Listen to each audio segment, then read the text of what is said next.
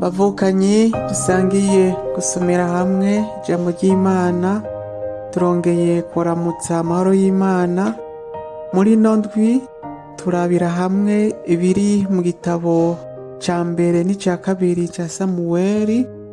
Muri Bibiliya dufise ibitabo bibiri vya Samuweli, igitabo ca mbere n'igitabo ca kabiri. Ivyo bitabo uko ari bibiri bikaba bituyagira ibintu vyashitse mu gihe kahise ka Isirayeli ya kera, yari igitwarwa n'abacamanza, bakatwereka yuko Samuweli ariwe yabaye umucamanza wa nyuma, gutyo bagaca babandanya n'ivyakurikiye inyuma yaho gushika umwami Dawudi ashitse ku ngoma agatwara Isirayeli. Navyo bikaba vyabaye ahashira mu kinjana c'icumi imbere yuko Yezu avuka. Mu gihe bereye ibitabo vya Samuweli bavyita Shemuweli nkuko tuvyumva no mu ndimi zacu, ariko mu ntango bino bitabo bibiri vyari bigize igitabo kimwe. Ubu naho tubona hari ibitabo bibiri, mu ntango vyose vyari bifatanye uko ari bibiri, vyari bigize igitabo kimwe. Ariko igihe bariko barahindura babivana mu gihebereye babishira mu kigereki, ivyo twise Bibiliya ya Septante, niho kino cari igitabo kimwe caciye kivamwo ibitabo bibiri, gutyo n'igitabo kindi c'abami kica gicika igitabo kirimwo ibitabo bibiri. Igitabo rero ca Samuweli n'igitabo c'abami vyari bisanzwe ari igitabo kimwe kimwe muri Bibiliya gihebereyi. Bimaze kuja mu kigereki bica biba ibitabo bine, kubera ko kimwe cavuyemwo bibiri bibiri, hama baca bavyita ibitabo vy'ingoma. Nico gituma igitabo ca mbere ca Samuweli citwa igitabo ca mbere c'ingoma, igitabo ca kabiri ca Samuweli naco kitwa igitabo ca kabiri c'ingoma, igitabo ca mbere c'abami kikitwa igitabo ca gatatu c'ingoma, hanyuma igitabo ca kabiri naco kikitwa igitabo ca kane c'ingoma. Nukuvuga ibitabo vyari bibiri, igitabo ca Samuweli ari kimwe kwaco, igitabo c'abami ari kimwe kwaco, ariko bariko barabihindura mu gihebereyi, babivana mu gihebereyi babishira mu kigereki, bica bicika ibitabo bibiri bibiri, gutyo bica biba ibitabo bine. Twebwe muri Bibiliya dukoresha nk'abakristu b'abaromani, dufise ibitabo bibiri vya Samuweli n'ibitabo bibiri vy'abami, ariko abandi bakristu nk'aba-orthodoxe bagumanye runo rutonde rw'ibitabo bine bita ibitabo vy'ingoma canke ibitabo vyo gutwara kubw'abami. Mu gitabo ca mbere ca Samuweli rero bamaze kutwereka uwo ari we Samuweli, bakamutwereka ko ari we mucamanza wa nyuma wa Isirayeli. Tubisanga mu kigabane ca mbere gushika ku kigabane c'indwi. Mu nyuma ku kigabane c'umunani gushika ku ca 15 niho baca batangura kutubwira ubuzima bwa Sawuli n'ukuntu imigenderanire yiwe afitaniye na Samuweli itera ija imbere, ariko hari n'ibitera bigorana ku bijanye n'ukuntu yigenza vyinshi bitashimisha uno Samuweli. Yitwa nk'umucamanza wa nyuma, ariko kandi akitwa nk'umuhanuzi kubera ko aca atangura igice ca kabiri ca mateka ya Isirayeli c'abahanuzi.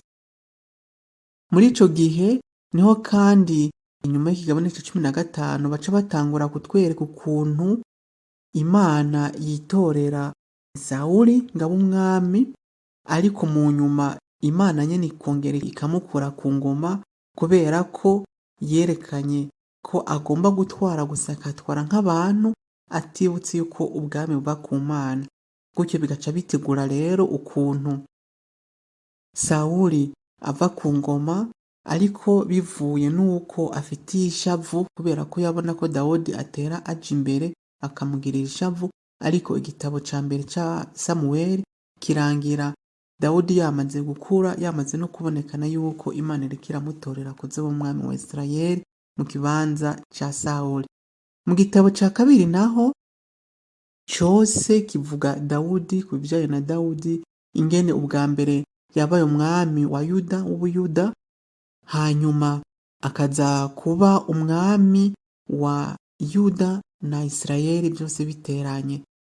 Ni naho dusangamwo ibigabane vyinshi bivuga imigenderanire yari afitiye na Salomoni, canke imigenderanire yari afitiye n'umuryango wa Sawuli, uno yari yabaye umwami we wo bwa mbere. Tukabonamwo ukuntu Dawudi buke buke yateye atera imbere, Imana ikamutora ikamugira umwami atwara imiryango yose ya Isirayeli na Yuda. Mu mabibiriya y'Abayahudi, igitabo ca Samuweli kiri mu mugwi w'abahanuzi ba mbere. Mu gihe bere bavyita Nevim Rishonim, ni ukuvuga uhereye inyuma y'ibitabo vy'amategeko gushika, ni ukuvuga Yozuwe, abacamanza, Samuweli n'ibitabo vy'abami. Ivyo bitabo bavyita abahanuzi ba mbere. Ni ukuvuga ngo twabivuze dusangamwo abahanuzi batanditse ibitabo ariko bafise ubutumwa bakorera Imana, baja guhanura abami, murambabarira, baja guhanura igihugu c'Imana ariko ata bitabo banditse. Murabona nka Natani, umuhanuzi Natani, murabona umuhanuzi Eliya, abahanuzi Elize n'abandi tubasanga muri bino bitabo.